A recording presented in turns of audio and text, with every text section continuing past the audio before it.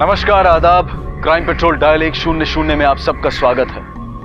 मुंबई के उपनगर मीरा रोड इलाके में देर रात अपने घर लौट रहे मनीष और कविता पर जानलेवा हमला होता है, लेकिन यह हमला जुर्म की एक नई कहानी का पहला अध्याय साबित होता है। आखिर क्या वजह थी इस हमले के पीछे और किसने किया था यह हमला? क्या यह हमला सिर्फ इस जोड़े को कोई सबक सिखाने के लिए किया गया था, या फिर कुछ और मंशा थी इस हमले के पीछे? जुर्म की यह दस्तक अपने साथ एक ऐसी आंधी लेकर आई थी जिसमें कई जिंदगियां बर्बाद होने वाली थी। हे भगवान, क्या कर दिया मेरे बेटे के साथ। मैंने तो लाख बार बोला है कि इस तरह देर रात कहीं आना जाना सही नहीं है, लेकिन मेरी सुनता कौन है?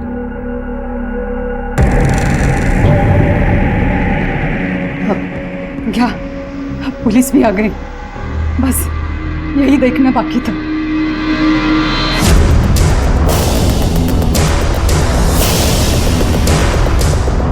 इनकी हालत काफी गंभीर है। अगर ये टाइम पे हॉस्पिटल नहीं पहुंचते तो इनकी जान भी जा सकती थी। आप दोनों को किसी पे शक है?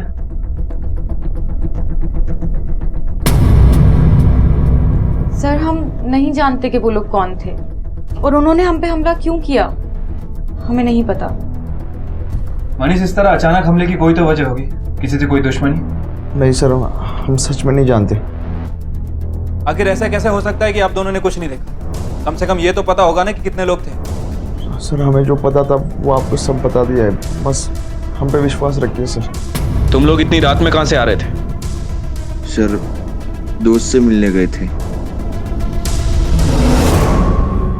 मनीष को हमलावरों ने इतनी बेरहमी से मारा था कि उनकी जान भी जा सकती थी, लेकिन इसके बावजूद पुलिस की पूछताछ में यह साफ दिखाई दे रहा था कि मनीष और कविता उन हमलावरों को बचाने की कोशिश कर रहे थे। आखिर ऐसी क्या वजह थी कि वो उन्हीं हमलावरों को बचाने में जुटे थे जो उनकी जान लेना चाहते थे? देवा, कितनी मार लगा माझ्या मुलांना। आज भी देखकर उनको ऐसा लगता नहीं कि वो बड़े हो गए हैं। जब भी देखो कॉलेज की हरकतें रहती है, कोई नहीं कह सकता कि उसकी शादी हो गई है। जब भी देखो मस्ती में ही रहते हैं। तो इसमें बुराई क्या है आई? दोनों एक दूसरे से प्यार करते हैं तो दिखाते हैं। अच्छा, अब तू भी कविता की तरह होने लगी है। बच्चों के बारे में क्या सोच रहा है? अरे पोता कब आएगा घर में? आई, हम अपनी खुद की जरूरतें पूरी नहीं कर पा रहे, तीसरे की देखभाल कैसे करेंगे? अब अरे आई, तू चिंता मत कर, तीसरा भी आ जाएगा।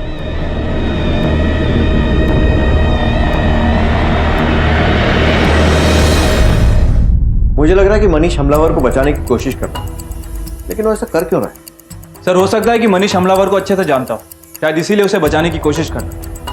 लेकिन कोई पहचान वाला इतनी बेरहमी से मारेगा? वो तो मनीष की किस्मत अच्छी थी कि बच गया। दोनों का कहना है कि दोनों ने कुछ नहीं देखा, ना हमलावर का चेहरा ना कोई और पहचान। ऐसा कैसे हो सकता है? मुझे लगता है वो कुछ और छुपाने की कोशिश कर रहा है। शायद उस पर हुए हमले की वजह कोई बड़ा क्राइम। इस मनीष की कुंडली निकालनी पड़ेगी। सर, मैंने इस मनीष के बारे में कुछ बातें पता की हैं। कई सालों से शांति नगर में रहता है और पेशे से ड्राइवर है। उसके साथ काम करने वाले लोग, यार, दोस्त, रिश्तेदार, सबसे पूछताछ करो। अगर इस हमले की वजह कोई क्राइम है तो इस क्राइम में और पार्टनर्स भी होंगे। Right sir.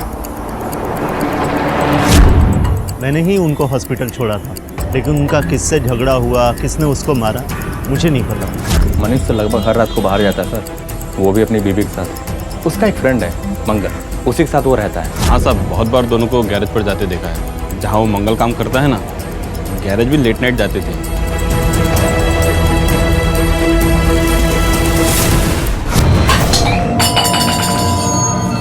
क्या हुआ?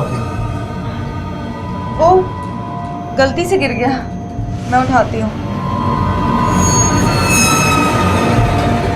तुम सो जाओ।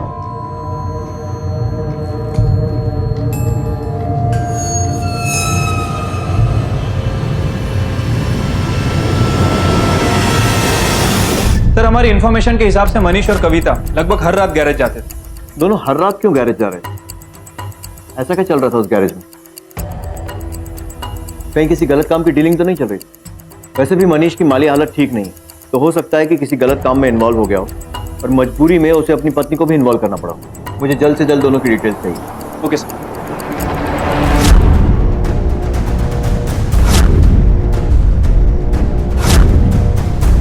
इसको कहीं देखा है? हाँ साहब, ये तो मंगल के दोस्त हैं, आते रहता है कभी कभी यहाँ। कल रात भी आया था ये? कल रात भी आए थे साहब। और ये मनीष ने बोला था कि वो अपने दोस्त के घर था, लेकिन जब पुलिस ने इन्वेस्टिगेशन की तो पता चला कि मनीष गैराज में था। पुलिस को इस बात का आभास हो गया था कि गैराज में कुछ तो गलत हो रहा था, और फिर एक चौंकाने वाली हकीकत उनके सामने आई। आप लोग? मंगल यादव आप ही हैं? जी हाँ। आज से 2 दिन पहले आपके गैरेज में जिसमें मनीष और कविता आए थे, इन दोनों के बारे में कुछ पूछना था आपसे।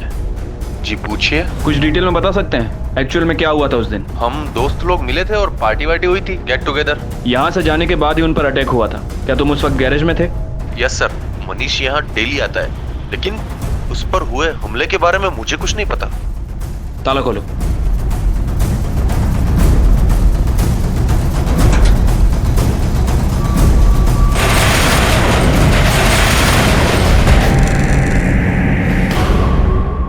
योगेश और चंदा की लाश ने इस केस का रुख ही बदल दिया। क्या मनीष ने अब तक जो पुलिस को बताया था वो सब सच था? आखिर वो कौन लोग थे जिन्होंने मनीष और कविता पर हमला किया था? क्या वाकई में मनीष उन हमलावरों को नहीं जानता था, या फिर वो जानबूझकर उन्हें बचाने की कोशिश कर रहा था? अगर वो जानबूझकर ऐसा कर रहा था तो ऐसा करने के पीछे उसकी मंशा क्या थी? क्या उन्हीं हमलावरों ने चंदा और योगेश की भी हत्या की थी? आखिर उस हमले और इस हत्या के पीछे वजह क्या थी? इस केस में अब भी ऐसे कई राज थे जिनका सामने आना बेहद जरूरी था। सर, विक्टिम के सर पर किसी भारी चीज से हमला किया गया है। कदम, इस गैराज में बहुत सी ऐसी चीजें हैं जिनसे हमला किया जा सकता है। अच्छे से छानबीन करो, शायद मर्डर वेपन यहीं आसपास ही हो। गैराज का मालिक कौन है? सर, पाटिल साहब। कदम, पाटिल को थाने बुलाओ, बॉडीज को पोस्टमार्टम के लिए भेजो। Right sir. राणे, तुम वहां देखो। रेणुका, इधर देखो।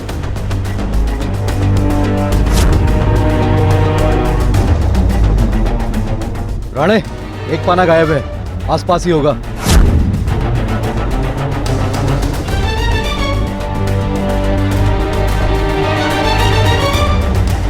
राणे, इधर पाना स्टिक में भेजो।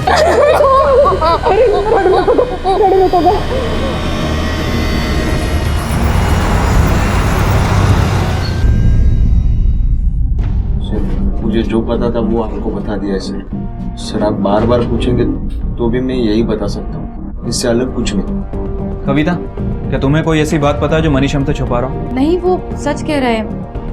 हम और कुछ नहीं जानते हैं। मनीष, देखो तुम्हारे भैया और भाभी का खून हो चुका है, तो तुम अब भी चुप हो। सच बताओ, क्यों जाते थे गैरेज में? सर एक्चुअली हमारा घर बहुत ही छोटा है सर। एक दूसरे के साथ वक्त नहीं गुजार सकते, तो हम इसीलिए दोस्त के गैरेज पे गए। पर भैया अभी उस गैरेज पे कैसे पहुंचे वो हमें नहीं पता। कहीं आपसी रंजिश का मामला तो नहीं? हो सकता है कि किसी बात से गुस्सा होकर योगेश ने मनीष पर हमला किया और बदला लेने के लिए मनीष ने योगेश और उसकी पत्नी को मार दिया। कदम, आस पड़ोस में पता लगाओ ये दोनों भाई मनीष और योगेश, इनके रिलेशन कैसे? Okay sir. कैसी बात करें सर? मनीष भाई और झगड़ा बहुत ही शांत स्वभाव था उनका। हाँ, अपने भाई से थोड़ा परेशान रहते थे। दोनों में झगड़े भी होते थे। दोनों भाइयों में झगड़े की वजह? योगेश को मनीष और उसकी वाइफ पसंद नहीं थे सर। ठीक है। जब से मनीष की शादी हुई है ना, तब से दोनों भाइयों में काफी झगड़ा होने लगा है।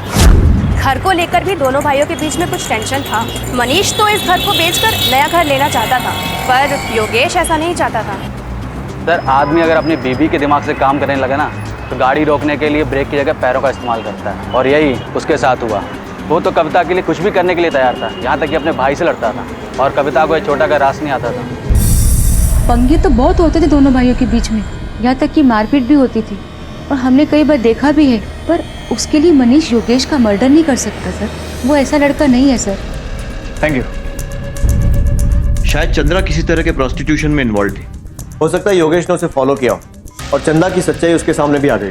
फिर उसका झगड़ा उस क्लाइंट से हुआ हो जिससे चंदा मिलने गई थी, और बात में बात इतनी बढ़ी कि योगेश और चंदा को अपनी जान से हाथ धोना पड़ा। सर, गैराज के मालिक आए। बुलाओ।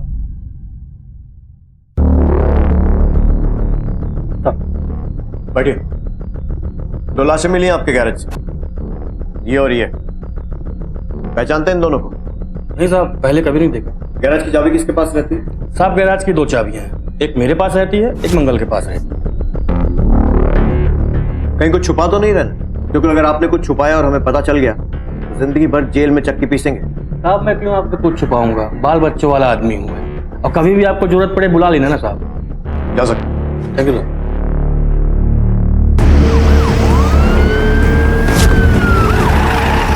घर से निकलने से पहले क्या बोल कर गए? हाँ, वो कोई पिक्चर देखने जा रहे थे। बेटे जरा पानी लाओ। जी अंकल। देखिए ये सब क्यों हुआ और इसके पीछे कौन लोग शामिल हैं, ये पता लगाने के लिए हम सारे एंगल खंगाल रहे हैं। क्या आपको लगता है कि आपकी बहू किसी तरह के प्रोस्टिट्यूशन मतलब वैश्यावृत्ति में शामिल थी? काय म्हणताय साहब तुम्ही? वो मेरी बहू है, इस घर की इज्जत वो ऐसा कुछ नहीं कर सकती। भगवान ने मुंह दिया तो कुछ भी बोल के जाएंगे क्या हमें? हम शरीफ लोग हैं, मुझे कुछ बात करनी नहीं है आपसे। चले जाइए ऐसे, कुछ भी बोलते हैं हमें।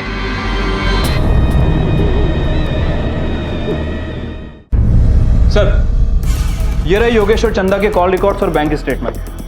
सर रिकॉर्ड्स के हिसाब से तो ऐसा लगता है कि ये लोग किसी भी गलत काम में इन्वॉल्व नहीं थे।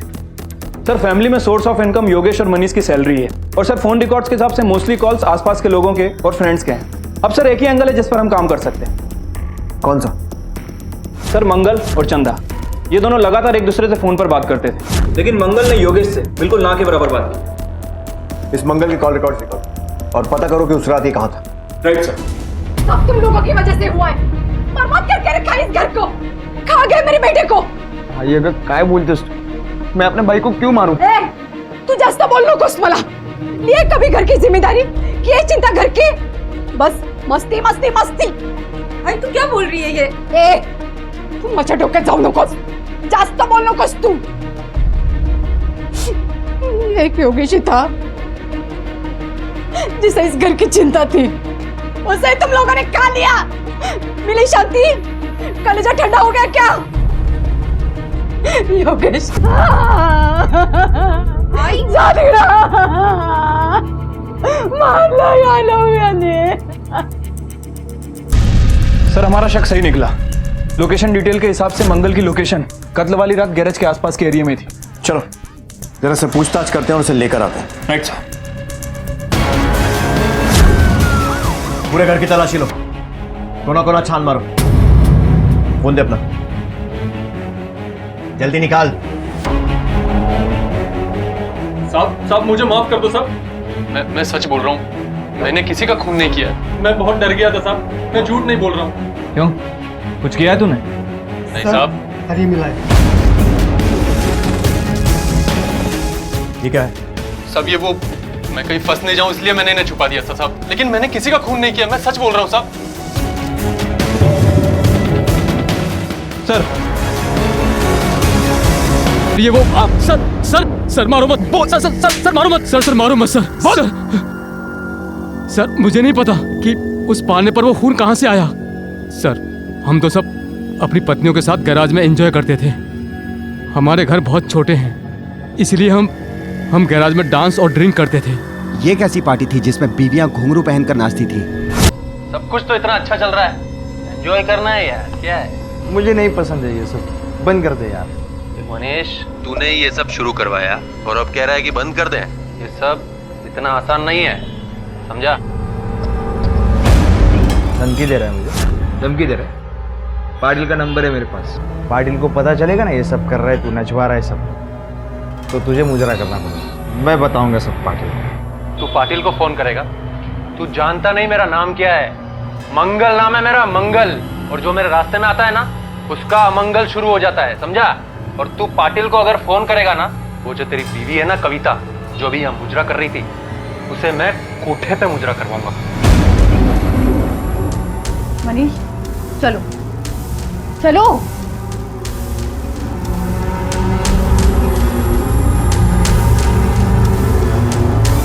सर हम लोग तो मनीष को सिर्फ डराना चाहते थे और इसीलिए हमने उस पर हमला किया। और योगेश के साथ ऐसा क्या हुआ कि उसे मार दिया? अब मैं सच कह रहा हूँ साहब, मैंने योगेश को नहीं मारा। सर हम में आपस में झगड़ा हो सकता है हम दोस्तों में, लेकिन हम में से कोई भी किसी का खून नहीं कर सकता सर। एक मंगल तू पहले भी झूठ बोल रहा है, तू अभी भी झूठ बोल रहा है। बोल सर सच। ऐसे मुंह नहीं खोलेगा। उस पार्टी में जो भी आता था सबका नाम, पता और सारी डिटेल्स, समझा ना?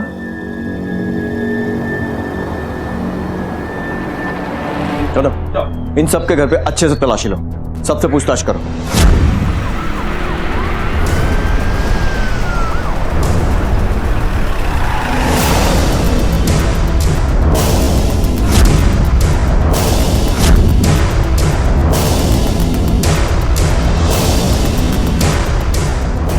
फ्रेंड्स का ग्रुप गैरेज में मिलता है पार्टी करने के लिए, और ये उनका रोज का रूटीन।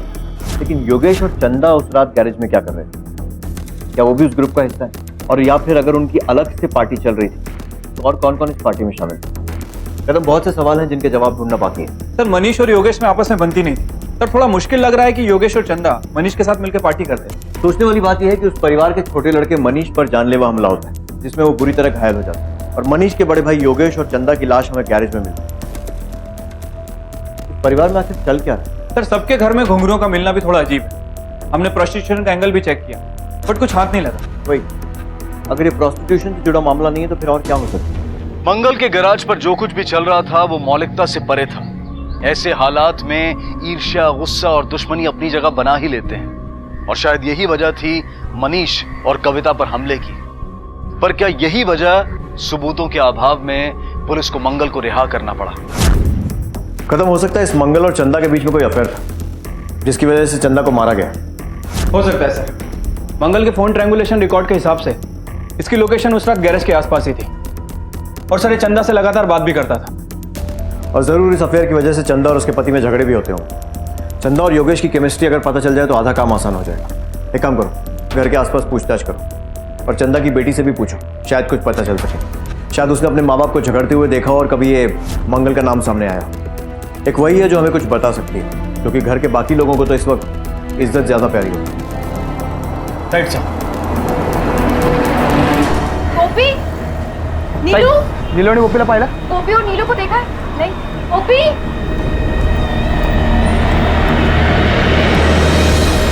हमें चंदा की बेटी गोपी से कुछ बात करनी है। सर हम अभी के पास आने वाले थे। क्यों?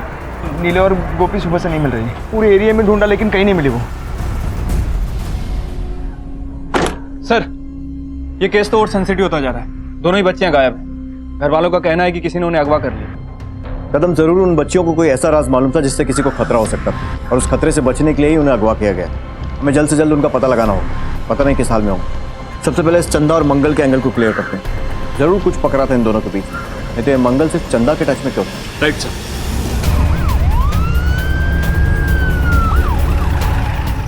क्या चल रहा था तेरे और चंदा के बीच में? कुछ नहीं सर। अगर कुछ नहीं चल रहा था तो इतनी देर देर तक उससे फोन लगाकर कस्टमर केयर खेल रहा था। सर मंगल और चंदा ये दोनों लगातार एक दूसरे से फोन पर बात करते थे। हाँ, हेल्पलाइन खोल के रखी है तूने? योगेश को तो कभी फोन नहीं किया तूने इतना? देख मंगल, सब सच सच बता दे, हमें पता है। बोल। सर ऐसा कुछ नहीं था सर। सर ऐसा नहीं बोलेगा, इसे पुलिस स्टेशन ले जाकर स्पेशल ट्रीटमेंट देना होगा। लेके चलो।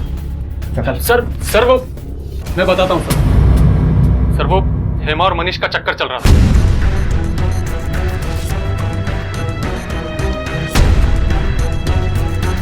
सर वनी ने मुझे 2-3 बार समझा कि उससे मत मिल, उससे मत मिल।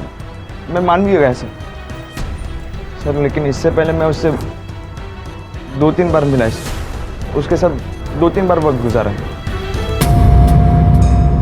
कविता सुन मेरी बात। तुम मेरे साथ ऐसा कैसे कर सकते हो मनीष? ये सब करते हुए तुम्हें एक बार भी मेरा ख्याल नहीं आया? माझं खरंच चुकलं, मला माफ कर। मैं ऐसा नहीं करूंगा, कसम से प्लीज। मैं अब तुम पे कभी भरोसा नहीं कर सकती मनीष। मुझे मालूम है मेरी बहुत बड़ी गलती होगी, लेकिन आइंदा से फिर से नहीं होगा, प्लीज। ठीक है, माफ किया, लेकिन मेरी एक शर्त है। कैसी? जिस तरह तुमने किसी और के साथ अफेयर किया है ना, उसी तरह मैं भी मंगल के पास जाऊंगी, फिर तुम भी मुझे माफ कर देना। हाँ?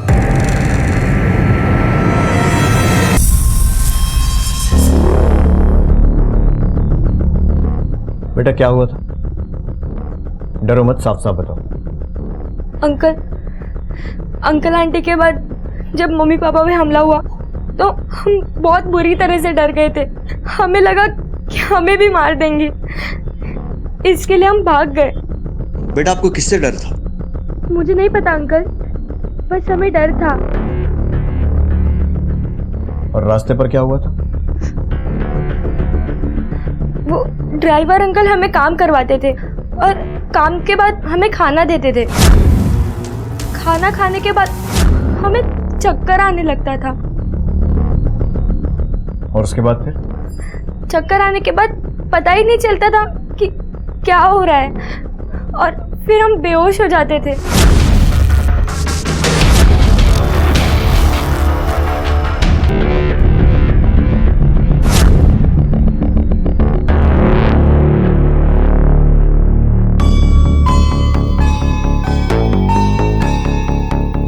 अरे माझी पोर आली. कुठे आले का तू? कशी आहे, कैसी आहे रे तू? इन दोनों का ध्यान रखिए, दोनों बहुत डरे हुए हैं। पहले माँ बाप की हत्या हुई, फिर ये सब। कहीं ऐसा ना हो कि डर के मारे फिर से भागने की कोशिश करें। नहीं नहीं, बेटा मेरे साथ मंदिर चलोगे?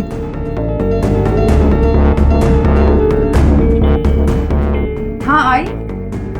आज मैं पूरा टाइम घर पे रहूंगी और आपका अच्छे से ध्यान रखूंगी।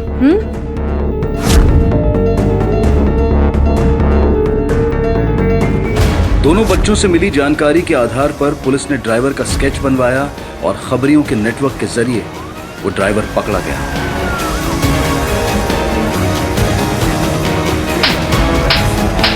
सब कुछ नहीं किया मैंने, सब कुछ नहीं किया मैंने। बैठ।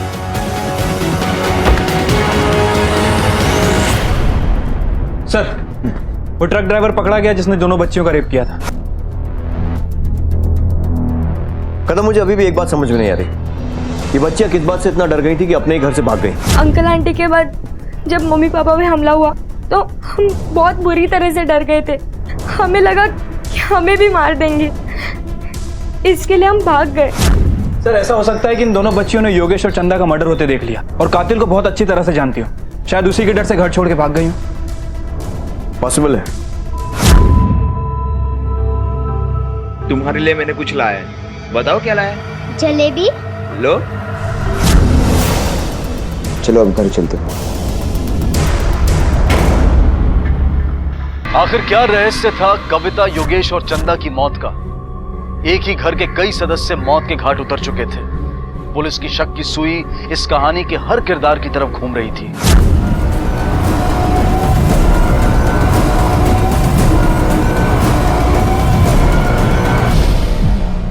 सर, हाँ कदम। सर, हर किसी के बयान में मंगल का नाम जरूर आ रहा है। सर, हो सकता है कि इस अटैक और मर्डर में मंगल इन्वॉल्व हो। इस मंगल की कुंडली निकलवाओ और अगर जरूरत पड़ी तो उसकी खातिरदारी भी करते। Okay sir.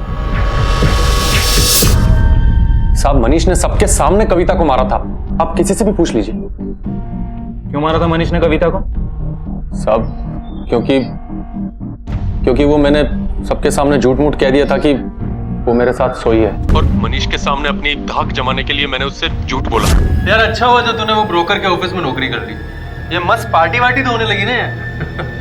हाँ यार, उस दिन जो गैरेज में हुआ था ना, उसके बाद से ऐसा लग रहा था जिंदगी का मजा ही खराब हो गया था। अब लग रहा है रौनक फिर से लौट आई है। और मनीष, सच बोल रहा हूँ यार, क्या मस्त बीवी पाई है तूने। मैं तो एक ही रात में जन्नत जाके आया हूँ, और तेरा तो रोज का आना जाना होगा। इतना सब होने के बाद भी तुम लोग सुधरे नहीं। गैरेज नहीं तो दूसरे फ्लैट पर मिलते रहे। क्या हुआ था उसका? कविता को थप्पड़ मारा था? हाँ सर, मैंने कविता पे हाथ उठाया था, लेकिन सर मैं उससे सॉरी भी बोला। मुझे लगा कि मैंने भी गलती की है उसके साथ, उसका विश्वास तोड़ा है, तो वो कैसे गलत हो सकती है सर? मैं उसे मार नहीं सकता सर, मैं उसे बहुत प्यार करता था। और ये सब जब हुआ तब मैं मंदिर में था बच्चों के साथ। ठीक है, अभी जाने दे रहा हूँ, लेकिन जब बुलाऊं आ जाना।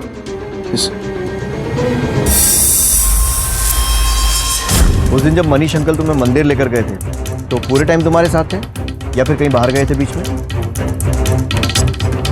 उस दिन तो मनीष काका हमें बाजू वाली आंटी के साथ मंदिर में छोड़कर हमारे लिए जलेबी लेने गए थे। काकी, थोड़ा ध्यान रखना, मैं आता हूँ। पर वो 15-20 मिनट में वापस आ गए थे। सर, मनीष का घर और मंदिर दोनों आसपास ही हैं। और सर, मंदिर से मिठाई की दुकान तकरीबन 5 से 10 मिनट के रास्ते पर है। और सर, बच्चियों के मुताबिक मनीष 15 मिनट में वापस आ गया। सर, कहीं ऐसा तो नहीं कि बच्चियों का टाइम कैलकुलेशन गलत हो? वो 15 मिनट नहीं बल्कि 30 से 40 मिनट बाद वापस आए। और सर, इतना टाइम किसी को मारने के लिए काफी होता है। सर, हो सकता है कि मनीष ने ही कविता का खून किया। उस मनीष का पूरा घर छान मारो, उठाओ उसे। Right sir.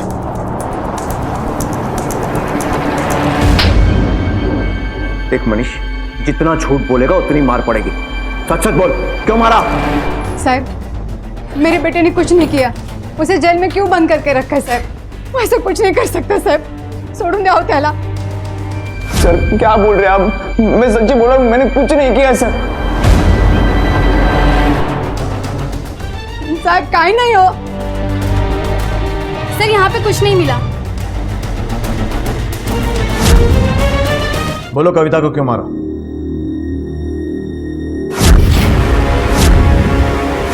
ऐको सांगते सांगते सांगते,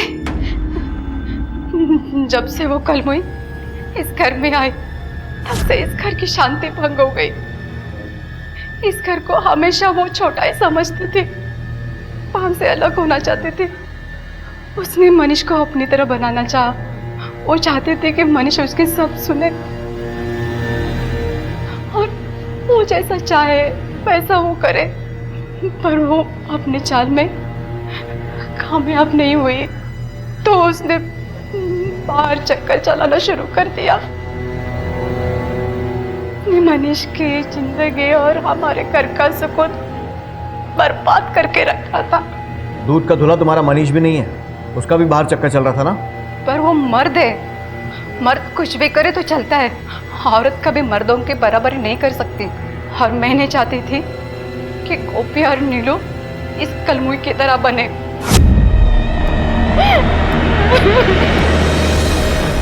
रिश्तों की डोर में अगर दगाबाजी का मांझा हो तो उन रिश्तों में प्यार और सम्मान कभी उड़ान नहीं भरते। अपने रिश्ते में मनीष और कविता दोनों गलत राह पर थे। ये जरूरी नहीं है कि अगर हमारा कोई करीबी गलत राह पर हो तो हम भी उसके पीछे पीछे उसी राह पर अपनी मंजिल ढूंढने निकल पड़े। याद रखें, गलत राह हमें सिर्फ गलत मंजिल तक पहुंचा सकती है। इस केस में इस सवाल का जवाब मिलना अब भी बाकी था कि चंदा और योगेश को किसने और क्यों मारा। सर ये देखिए, ये वीडियो इंटरनेट पे बहुत वायरल हो रहा है। इस वीडियो का सोर्स पता करो, आईटी सेल के साथ वीडियो शेयर करो, पता करो किसने बनाया है और किसने इसे रिलीज किया। Right sir.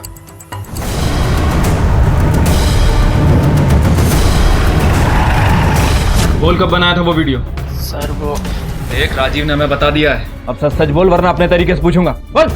सर वो वीडियो मैंने ही बनाया था,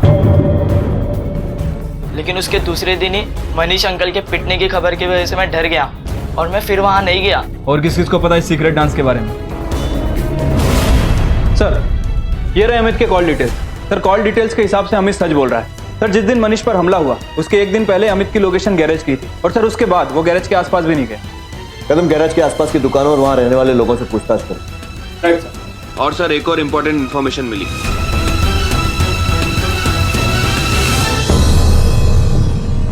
दीदी अब हम अकेले क्या करेंगे? नीलू, काका को तो हमारी फिक्र नहीं है और आजी को भी पुलिस लेकर गई है। हम ना रात होते यहाँ से कहीं भाग जाएंगे और बहुत दूर चले जाएंगे। मैं तेरा हमेशा ख्याल रखूंगी। आपने इनमें से किसी को आसपास देखा था? सर शायद मैंने इसको यहाँ देखा सर।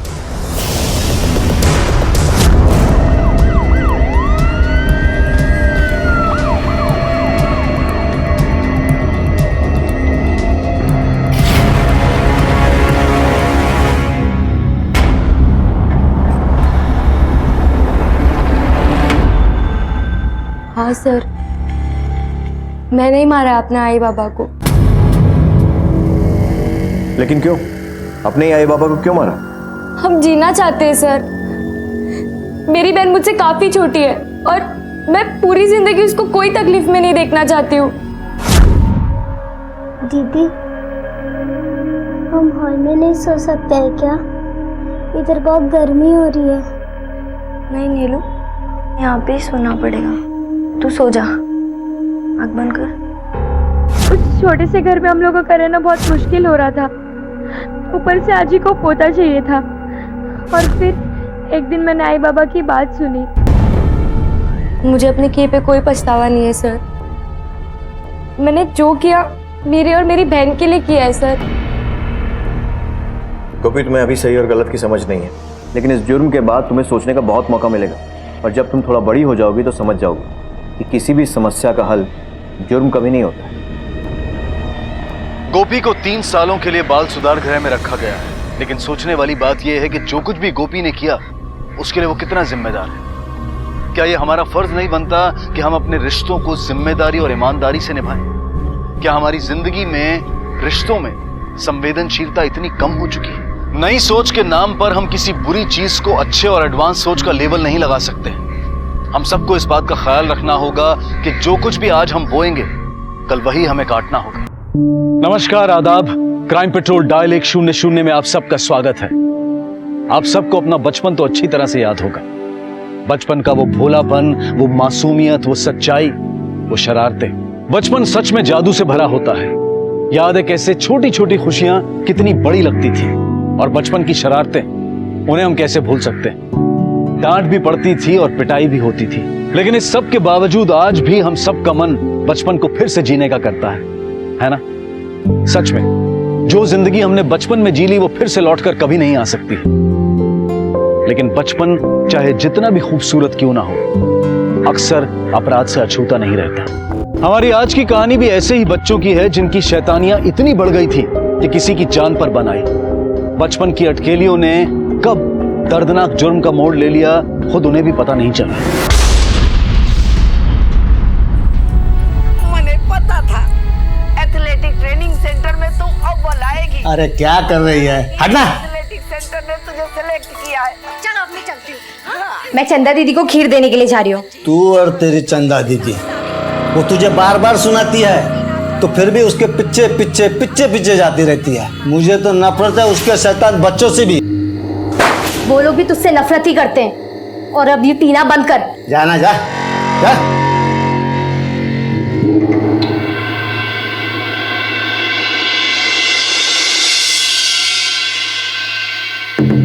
चंदा,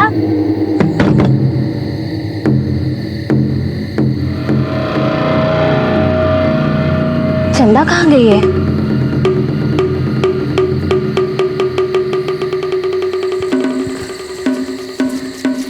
रमा, रमा,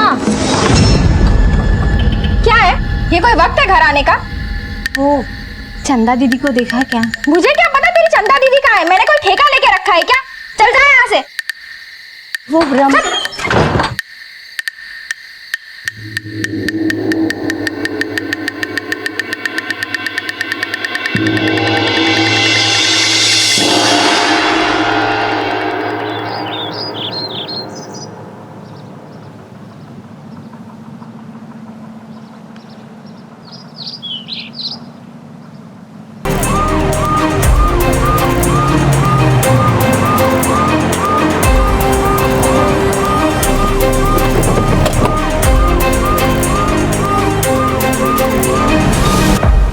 इसका नाम चंदा है? जी साहब। साहब, चंदा मेरी सगी बहन है साहब, यही पास के गांव में रहती है। मैं कल रात इससे मिलने के लिए आई थी, लेकिन ये घर पर नहीं थी। चंदा, चंदा दीदी को देखा क्या? मुझे क्या पता तेरी चंदा दीदी कहाँ है? मैंने कोई ठेका लेके रखा है क्या? और आज सुबह पता चला कि इसका पति और बच्चे कहाँ हैं? साहब, इसका पति काशी है, वो भी दोनों बच्चों को लेकर के गाँव गया है साहब। मैंने काशी को और अपनी माँ को फोन कर दिया है साहब, वो लोग भी अभी आते ही होंगे।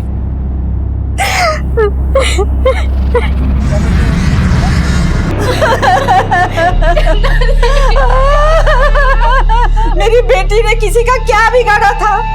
अब इसके बच्चों को कौन पालेगा इंस्पेक्टर साहब? आप लोग यहीं आसपास रहते हैं? हाँ इंस्पेक्टर साहब, हम लोग यही पास के गांव गोविंदपुर में रहते हैं। रोज का आना जाना था इंस्पेक्टर साहब, रोज का। मेरी बेटी चंदा, चंदा, क्या हो गया चंदा? मेरे बच्चे गोलू, गोलू बिट्टू कहाँ है? मुझे नहीं पता, मुझे तो लगा वो दोनों आपके साथ हैं। मेरे बच्चे कहाँ है? गोलू बिट्टू कहाँ है? तुम तो तुम्हारे बच्चों के साथ गाँव गए थे ना? नहीं साहब, वो हमारे साथ गांव जाने वाले थे, लेकिन ओ चंदा जी। तेरे बच्चों को हम लेके जा रहे हैं, इनको समझा देना।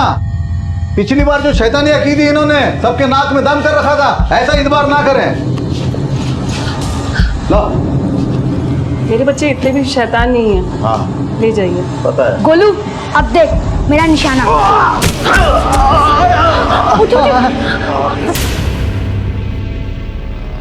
हमारे पैर में बहुत चोट आ गई, तो गुस्से में हमने बच्चों को घर पे छोड़ा और हम गांव चले गए। तुम्हारे पैर में चोट आई थी फिर भी तुम गांव चले गए? हमको पहले लगा मामूली चोट है, तो हमने ध्यान नहीं दिया। जब सूजन बढ़ गई तो हमारा छोटा बेटा हमको डॉक्टर के पास लेके गया। छोटा बेटा? लेकिन वो तो गायब है ना। वो दरअसल साहब हमारी 2 शादियां हो गई है। हमारी पहली बीवी गांव में रहती है 2 बेटों के साथ, शैलेंद्र और रवि, और एक बेटी भी है। अभी कुछ दिन पहले उसका लगन कर दिया। साहब हमारे गोलू बिट्टू, हमारे बच्चे कहाँ हैं साहब? हम उन्हें ढूंढने की पूरी कोशिश करें। हो सकता है वो किसी मुसीबत में हो, या ऐसे भी हो सकता है कि चंदा का मर्डर होते हुए उन्होंने देख लिया और डर के मारे कहीं भाग गए। उनकी फोटो है आपके पास? हाँ है घर पे, हम अभी लेके आते हैं। लाइए।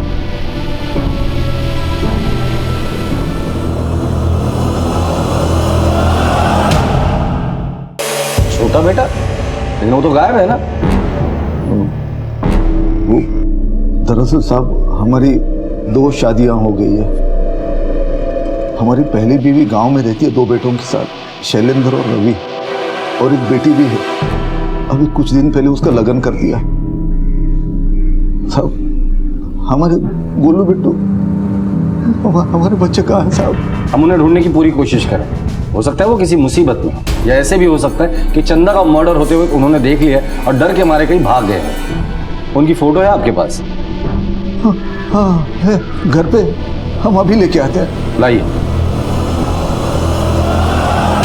जब एक माँ की जान जाती है तो उसके साथ उसके बच्चों की जिंदगी भी खराब हो जाती है, क्योंकि जो प्यार एक माँ अपने बच्चों को दे सकती है वो शायद ही कोई और दे सकता है।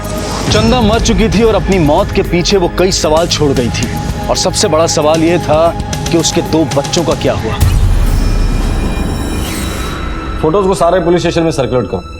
सर। तुम्हें किसी पे शक, किसी के साथ झगड़ा या मन मुटाव हुआ था?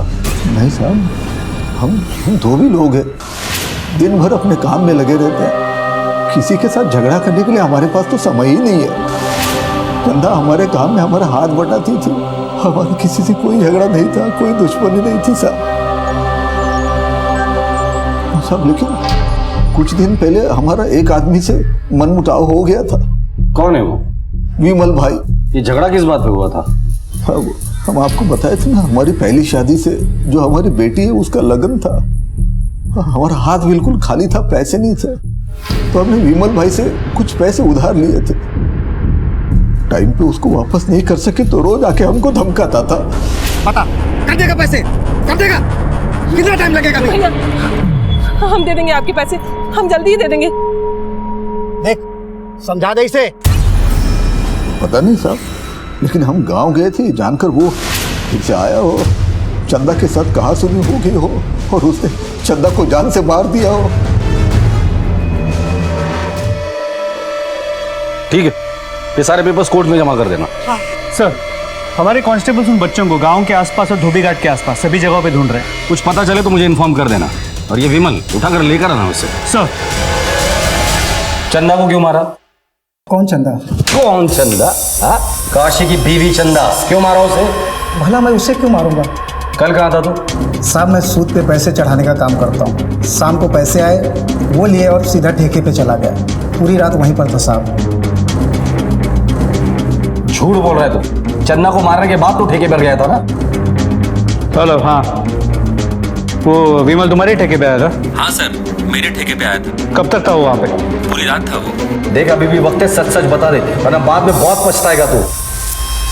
फिर सच कह रहा है। ठीक है, निकल ले तू, जा।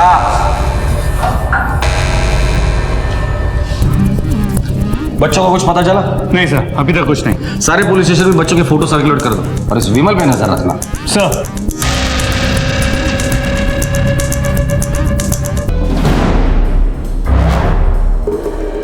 सर, चंदा की पोस्टमार्टम रिपोर्ट, इसके मुताबिक उसकी मौत सर के पीछे चोट लगने की वजह से हुई। हो सकता है कि उसका पैर फिसल गया और सर पत्थरों से टकरा गया, या ये भी हो सकता है कि किसी ने उसे धक्का दे दिया। अगर ये सिर्फ एक्सीडेंट होता तो बच्चे भागे क्यों? सर, इस काशी की एक और फैमिली है। कहीं उसके पहले बीवी ने जलन के मारे चंदा को मरवा तो नहीं दिया? तो हो सकता है कि काशी भी सब में शामिल है। होने को तो कुछ भी हो सकता है, लेकिन असल में क्या हुआ ये बच्चों के जरिए ही पता चल सकता है। तो कहीं उस कातिल ने बच्चों को भी मार दिया हो तो? पुलिस का मन आशंकाओं से भरा हुआ था। पुलिस के पास इस केस में सोचने के लिए तो बहुत कुछ था, लेकिन इस केस को समझने के लिए उन्हें चंदा के 2 बच्चों की जरूरत थी, क्योंकि बिट्टू और गोलू ही सिर्फ ये बता सकते थे कि आखिर चंदा के साथ क्या हुआ था। तुम लोग दोनों आगे चेक करो। सुनिए जी। आप चंदा को जानती हैं? जी। अब आखिरी बार कब मिली थी चंदा से? साहब, हमारी तो बिल्कुल बातचीत ही नहीं होती थी चंदा से। अब क्या बताऊँ साहब, उस चंदा का तो सबके साथ कट चल रहता था और उसके बच्चे ने तो हमारा जीना हराम कर दिया था। वैसे ज्यादा बात नहीं होती थी उसकी किसी से। आप तो चंदा के घर के सामने रहे थी, तो उस दिन आपने चंदा और उसके बच्चों को तो देखा ही होगा। हाँ साहब, उस दिन बिट्टू और गोलू मेरे घर आए थे जिस दिन उनकी माँ मरी थी।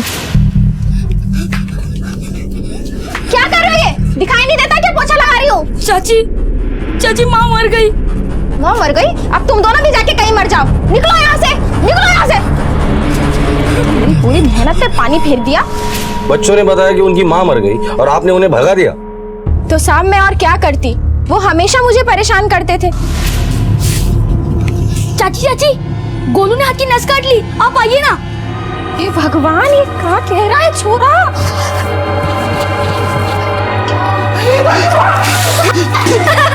उल्लू बनाया, बड़ा मजा। भाग गोलू भाग। साहब वो कहावत है ना, शेर आया, लेकिन जब हकीकत में ये घटना हुई तो मैंने ध्यान नहीं दिया। सब दोनों ही बच्चे बहुत शैतान हैं। उन लोगों ने तो कंचन के बेटे की आंख भी फोड़ दी थी। हाँ, नहीं पता नहीं गोलू बिट्टू कहाँ है। पुलिस उन्हें ढूंढ रही है हर तरफ। वो मिल जाए तो अच्छा होगा ना। हमें भी बड़ी चिंता हो रही है उनकी।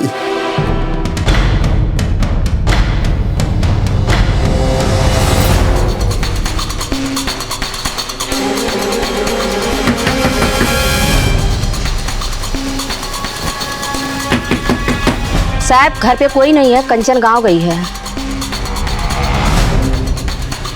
मोहल्ले वालों के हिसाब से बच्चे बहुत ही बदमाश थे, तो हो सकता है कि बच्चों की बदमाशी की वजह से उनकी माँ की जान चली गई। बच्चे ये बात बताने के लिए रमा के पास गए, लेकिन रमा को लगा कि बच्चे हमेशा की तरह झूठ बोल रहे हैं और उसने बच्चे को भगा दिया। लेकिन अनुराग, एक बात समझ में नहीं आ रही, उनकी मौसी मीनू वो तो पड़ोस में ही रहती थी, तो बच्चे मीनू के पास न जाते हुए रमा के पास क्यों गए? सर मैंने पता किया, बच्चे मीनू के पति गोपाल से बहुत डरते थे, शायद इसी वजह से। हो सकता है। इस मीनू को दोबारा पुलिस स्टेशन बुला। सर, क्या चंदा उन दोनों की शरारत का शिकार हुई थी? क्या उसे अपने ही बच्चों के हाथों मौत मिली थी? साहब बच्चे बहुत शैतान हैं और गोपाल से बहुत डरते भी हैं। काशी की पहली बीवी और बच्चों का चंदा के साथ कैसे रिश्ता था? उसकी माँ ने तो चंदा ने उसके पति को उससे छीना था, इसलिए वो बार बार उससे लड़ने के लिए घर पर भी आती थी। साहब अरे ओ छोटी, कहाँ छुप गई तू? हाँ, बाहर तो निकल। छोटी गई की? अरे चोरी करने को कुछ नहीं मिला, मेरा पति ही चोरी करके लेके गई। बाहर निकल। अरे तुझे क्या लगता है रे, मेरे पति ने उसका पाप तेरे पेट में छोड़ दिया तो तू हड़प लेगी मेरे पति को? ओ खबरदार, तुझे जो बात करनी है जाकर अपने आदमी से कर। अगर मेरी बहन के ऊपर आंख उठा के भी देखा ना तो तेरी खैर नहीं। मेरे आदमी का नाम मत ले, समझी? और आँख की क्या बात कर रही है? तेरी बहन ने तो नजर लगाई है मेरे घर को, इसकी तो आंखें निकाल के खोटियां तमाशा करे, चल घर जा, चल। अरे वाह, बड़ी तकलीफ हो रही है तुझे? हाँ? जब तुम दोनों ने मिलकर दर्द दिया मुझे तभी परवाह नहीं थी मेरी। तू तो ना कभी सुखी नहीं रहेगी। अरे मर के भी चैन नहीं आएगा तुझे। मैंने शादी की है इनसे, तो भाग कर नहीं आई। कैसे बचती कह रहे अपने आप को? तू क्या सुनीता, तू निकल यहाँ से। ठीक है दीदी, तू अभी तो जा रही हूँ मैं, लेकिन देख लूंगी तुझे, छोड़ूंगी नहीं। हाँ, पहले की बात जो भी थी, लेकिन अभी उन दोनों को देखकर लगता था कि जैसे दोनों ने अपनी अपनी किस्मत से समझौता कर लिया हो। और साहब काशी भी गोलू बिट्टू को लेकर के गांव जाता था, पर साहब इंसान का मन है, कब बदल जाए कुछ कह नहीं सकते।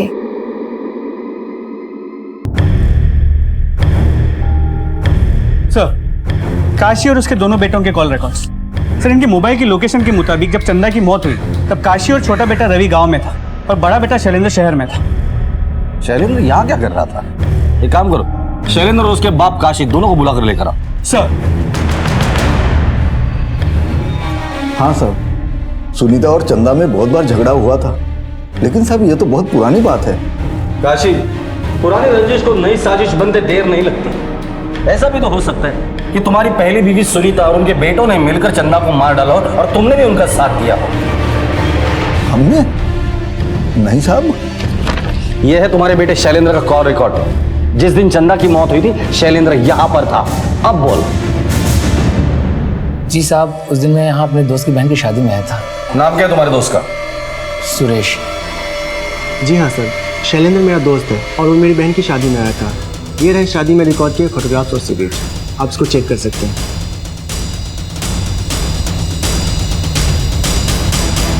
ठीक है, फिलहाल तो तुम जा सकते हो, लेकिन जरूरत पड़ेगी तो दोबारा बुला लूंगा।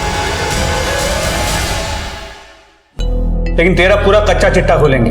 अगर पता चला इस कांड में तेरा हाथ है तो फिर तेरी बारात निकालेंगे। हम जानते हैं साहब, हमारे घर वालों के लिए आपको कौन भड़का रहा है? मीनू ने कहा होगा ना। इंसान का मन है, कब बदल जाए कुछ कह नहीं सकते। तो मीनू की हिम्मत कैसे हुई हमारे ऊपर उंगली उठाने की? ये मीनू जब देखो पैसा ऐंठने के लिए चंदा से चिपकी रहती थी। जिस दिन चंदा की मौत हुई उस सुबह ये मीनू आई थी चंदा से लड़ाई करने के लिए। तेरे पास सब कुछ है ना दीदी, इसलिए ना तुझे बहुत चर्बी चढ़ी हुई है। तू अपने नसीब का रोना मेरे मत्थे क्यों मर रही है? और तूने उनकी लड़ाई में कुछ नहीं कहा। साहब, ये तो उन दोनों का हमेशा का तमाशा था। लड़ती झगड़ती थी, फिर पक्की सहेलियां बन जाती थी कुछ देर में।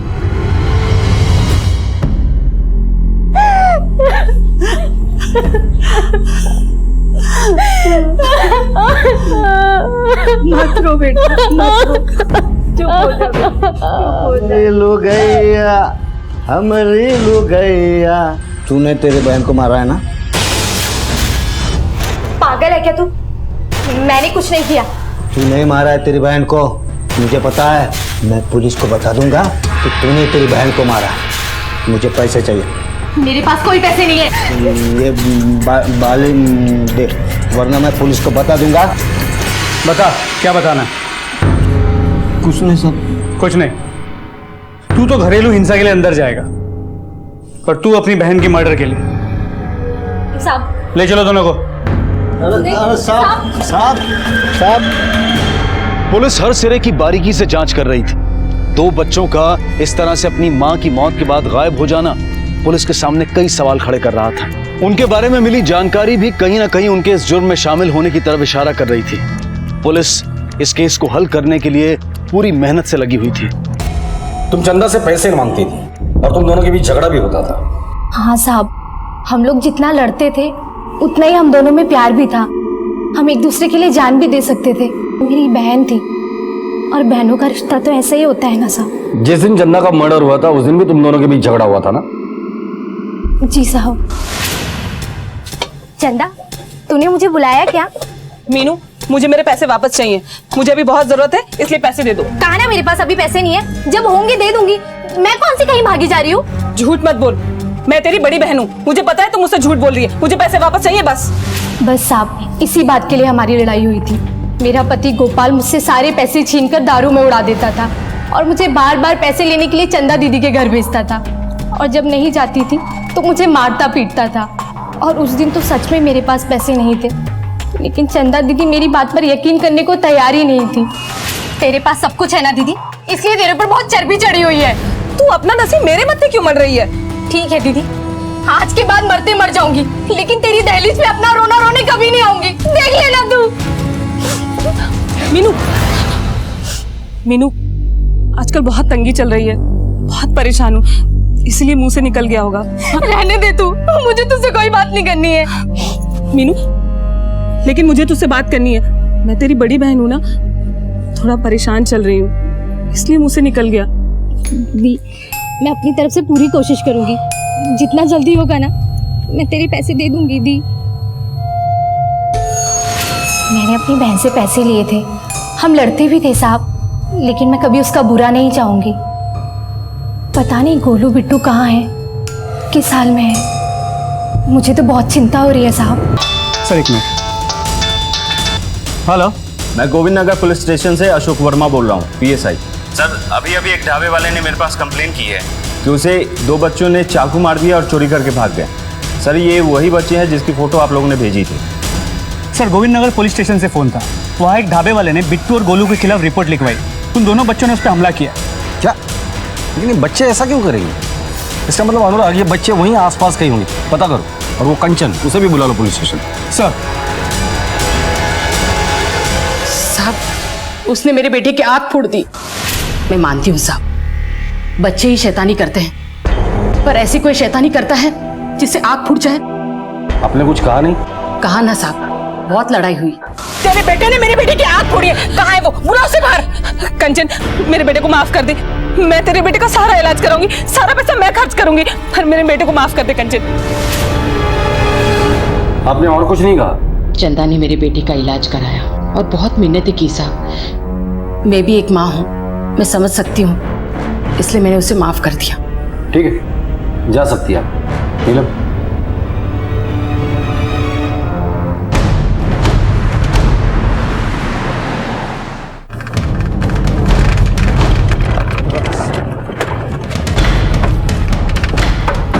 तुम दोनों फोटो लेके आसपास पूछताछ करो। सर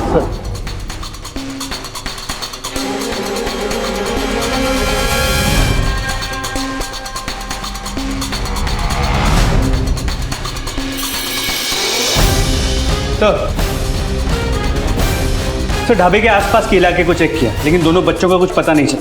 फिर भी ढूंढते रहूंगा। कॉल रिकॉर्ड के हिसाब से काशी अपने गांव गया था। हम गांव चले गए, लेकिन उसका गांव यहाँ से सिर्फ 1 घंटे की दूरी पर है। वो अपने गांव से यहाँ आकर चंदा को मार के वापस भी जा सकता है। ऐसा भी तो हो सकता है कि सुनीता और उसके बेटे ने मिलकर चंदा को मारा हो। और ये बात काशी को भी पता है, लेकिन उनके गुनाहों पर पर्दा डालने के सिवा उसके पास कोई चारा भी तो नहीं है। सर मीनू और उसका शराबी पति गोपाल, वो भी तो हो सकते हैं। हो सकता है मीनू और चंदा के बीच हमेशा की तरह झगड़ा हो गया और मीनू ने चंदा को धक्का दे दिया। ऐसा भी हो सकता है। मुझे तो लगता है कि सारे लोग इस गुनाह में शामिल है, सब पे नजर रखना, लेकिन सबसे पहले हमें उन बच्चों को ढूंढना है। और पता लगा उसकी पहली बीवी और बच्चे कहाँ थे उस वक्त। सर आखिर ऐसा क्या हुआ होगा कि गोलू और बिट्टू चंदा को मारकर भाग गए? उनका इस तरह अपने घर से भागना कहीं ना कहीं उनके इस जुर्म में शामिल होने की तरफ इशारा कर रहा था।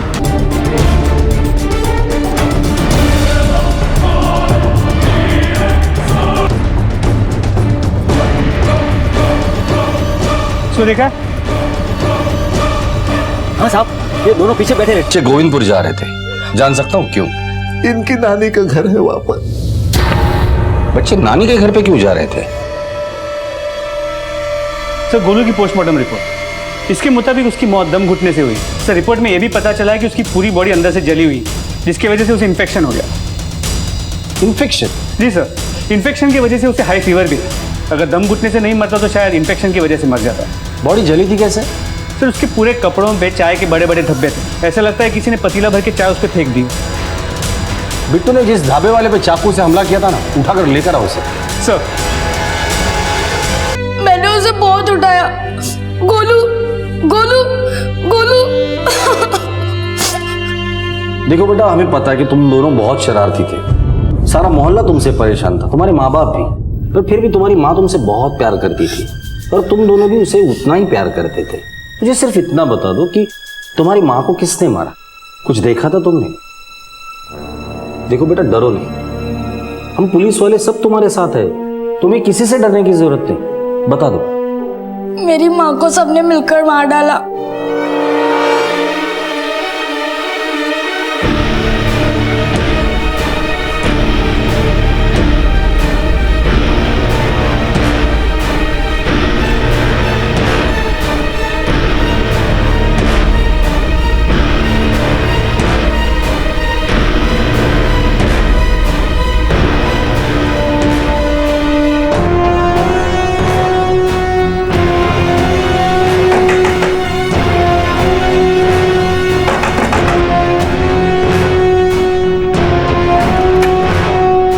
चलो इन्हें।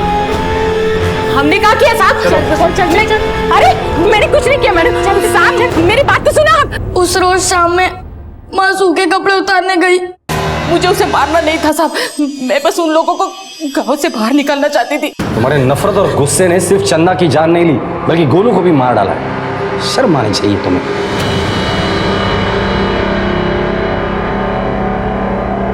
पर सवाल यह है कि अगर वक्त रहते बिट्टू को समझाया जाता तो क्या ये सब होता? कई बार दिल के हाथों मजबूर होकर हम गलत रास्तों पर कदम रख देते हैं, बिना ये सोचे कि गलत रास्ते पर बढ़ाए गए कदम कभी सही मंजिल पर नहीं पहुंचते। चंदा ने एक शादीशुदा इंसान से शादी की जिसके सर पर अपनी बाकी जिम्मेदारियां थी, और शायद इसी वजह से वो अपने बच्चों पर उतना ध्यान नहीं दे पाया। बच्चों को उचित प्यार देना बहुत जरूरी है, लेकिन उस प्यार के साथ साथ उन्हें सही राह दिखाना भी बहुत जरूरी है। इसी विचार के साथ अब मैं अनूप सोनी आपसे विदा लेता हूं। फिर मुलाकात होगी अगले एपिसोड में एक और चौंका देने वाले केस के साथ। तब तक अपना और अपने परिवार का ख्याल रखें और देखते रहें क्राइम पेट्रोल डायल 100। सबक एक को सीख हम सबको।